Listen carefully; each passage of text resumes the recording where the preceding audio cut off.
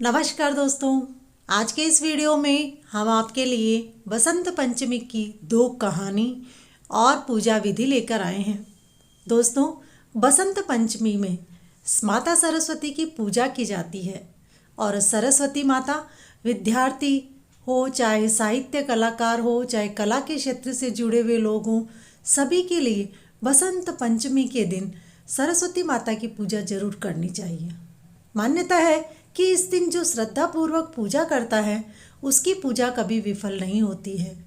माँ सरस्वती का आशीर्वाद उसे जरूर प्राप्त होता है और साथ ही माँ सरस्वती की घर में पूजा करने से सकारात्मक ऊर्जा का प्रवाह होता है। वसंत उत्सव माघ महीने के शुक्ल पक्ष की पंचमी से आरंभ होकर के होली के दहन तक चलता रहता है। ऐसा कहा जाता है कि बसंत पंचमी के दिन जैसा मौसम होता है, होली तक ठीक वैसा ही मौसम रहता है। जानते हैं बसंत पंचमी पर माँ सरस्वती माता की हम पूजा कैसे करें।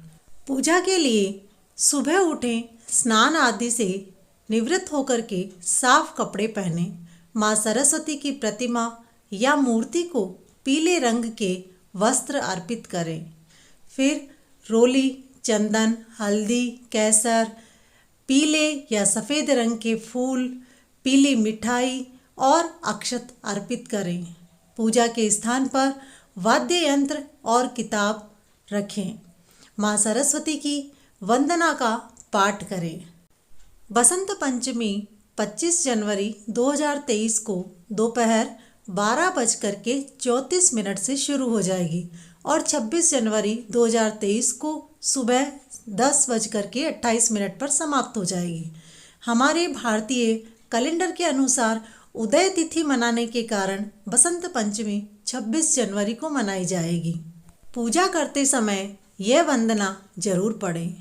या कुंदेन्दु तुषार हार धवला, या शुभ्रवस्त्रावृता, या वीणावरदंड मंडित करा, या स्वीति पद्मासना, या ब्रह्म अच्युत शंकर प्रभृतिभिः देवी है सदा वंदिता, सा मां पातु सरस्वती भगवती निशेष जाड्यापहा। तो आइए सुनते हैं माता सरस्वती की कथा। पहली कथा। सृष्टि के प्रारंभिक काल में ईश्वर की इच्छा से आदि शक्ति ने स्वयं को 5 अंगों में विभक्त कर लिया था। वे राधा, पद्मा, दुर्गा, सावित्री और सरस्वती के रूप में भगवान श्री कृष्ण के विभिन्न अंगों से प्रकट हुई थी। उस समय श्री कृष्ण के कंठ से उत्पन्न होने वाले शब्द से देवी का नाम सरस्वती हुआ। श्रीमद् देवी भागवत और श्री दुर्गा सप्तशती में आदि शक्ति अपने आप को 3 भागों में विभक्त करने की कथा भी प्राप्त होती है। आदि शक्ति के यह तीनों रूप महाकाली, महालक्ष्मी और महासरस्वती के नाम से जगत में विख्यात हैं। आइए सुनते हैं दूसरी कथा। भगवान विष्णु की आज्ञा लेकर प्रजापति ब्रह्मा जी ने सृष्टि की रचना की और सृष्टि की रचना करके जब उन्होंने संसार को देखा तो चारों ओर सुनसान था। पूरा संसार निर्जन ही दिखाई दे रहा था। उदासी से सारा वातावरण फैला हुआ था, जैसे किसी के मुख में वाणी ही ना हो। यह देख करके ब्रह्मा जी ने उसी उदासी और मलिनता को दूर करने के लिए अपने कमंडल से जल छिड़का। उस जल के गिरते ही वृक्षों से एक शक्ति उत्पन्न हुई, जिसके दोनों हाथों से वीणा थी और दोनों हाथों में पुस्तक और रुद्राक्ष की माला थी। वह वीणा बजा रही थी।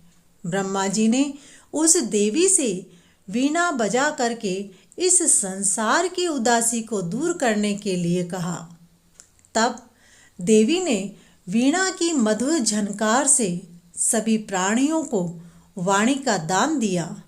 इसीलिए यह देवी विद्या और बुद्धि को देने वाली है।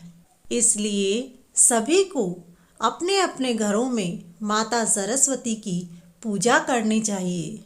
इनके प्राकट्य दिवस को बसंत पंचमी के दिन पीले वस्त्र पहना करके, पीला भोजन बना करके भोग लगाना चाहिए। बोलो माता सरस्वती की जय।